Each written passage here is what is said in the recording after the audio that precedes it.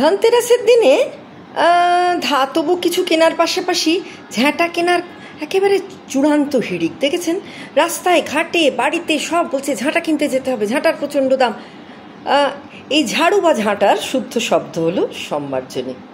কিন্তু কেন এই ঝাড়ু কেনার কথা? মা শেতলাও দেখবেন ঋতু পরিবর্তনের কালে আসেন রোগ বালাই দূর করতে সম্মার্জনী হাতে, মানে কুলোর বাতাস আর ঝাড়ু মেরে হাম বসন্ত রোগের জীবাণু তিনি দূর করেন বলে বিশ্বাস। কলসির সব জল ছড়িয়ে ধৌত করেন। শীতলার প্রণাম মন্ত্রই আছে, মার্জনী কলসপেতাং। এদিকে ধনতেরাসের দিন বহুমূল্য সোনাদানার সঙ্গে ঝাড়ু কেনার হিড়িক কেন? ঝাড়ু নাকি মা লক্ষ্মীর প্রিয় জিনিস, অলক্ষ্মীকে ঝাড়ু মেরে বিদেয় করে ধনের আবাহন। আসলে তা নয়। দীপান্বিতা লক্ষ্মী পুজো হয় কালী পুজোর প্রদোষকালে। সেখানে পুজো হয় লক্ষ্মী, কুবের এবং নারায়ণের। কুবের হলেন দেবলোকের কোষাধ্যক্ষ, ধনের দেবতা, যার পুজো আবার হয় ধন ত্রয়োদশীর দিন। কুবেরের সঙ্গেও জড়িয়ে রয়েছে ঝাড়ু।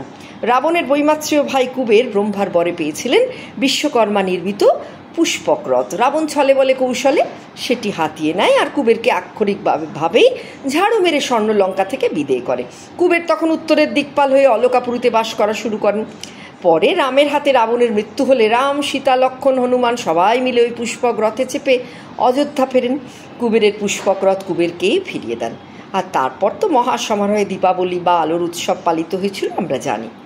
আর আমরা জানি ধূমকেতুর ল্যাচটি ঝাঁটার মতো, তাই না? পড়েছিলাম আমরা, লক্ষ্য করবেন। তাই মহাজাগতিক পুষ্পক রথে ভ্রমণের সময় ধূমকেতুর সংস্পর্শে আসতেই পারেন তারা। আর তারপর তো আধুনিককালে জেকে রাউলিংয়ের কৃপায় হ্যারি পটারের গল্পে ঝাঁটায় চড়ে সাঁ করে ভ্রমণ বা ডাইনিদের মানে উইচক্রাফটের অন্যতম অনুষঙ্গ হলো কিন্তু এই ঝাঁটা বা একটি ম্যাজিক ওয়ান্ড রূপে, তাই না? আর হ্যালোউইনে মানে আমাদের ভূত চতুর্দশীর দিনে প্রেতাত্মাদের স্মরণ মনন, সেখানেও ঝাড়ু কেনে বই কি লোকজন। ওদিকে আমাদের দেশে স্বচ্ছ ভারত অভিযানে ঝাঁটার প্রসঙ্গ এসেই পড়ে, যেটা খুব পজিটিভ। এমনকি রাজনৈতিক দলের চিহ্ন হিসেবেও ঝাঁটার মান্যতা আছে, লক্ষ্য করেছেন? পুরীর জগন্নাথ মন্দিরের রথ চলার আগেও ঝাড়ু দেন বই কি রাজা। কোথাও আবার ঝাড়ু ডিঙিয়ে বিয়ে করতে হয়, আমাদের পায়ের চাপে মাটির ভাঁড় ভাঙার মতোই। আর ধনত্রয়োদশীর দিনে ঝাঁটা এখন মহার্ঘ, কারণ সামান্যই নিত্য প্রয়োজনীয় ঝাড়ুটিও পণ্য সংস্কৃতির আওতায়।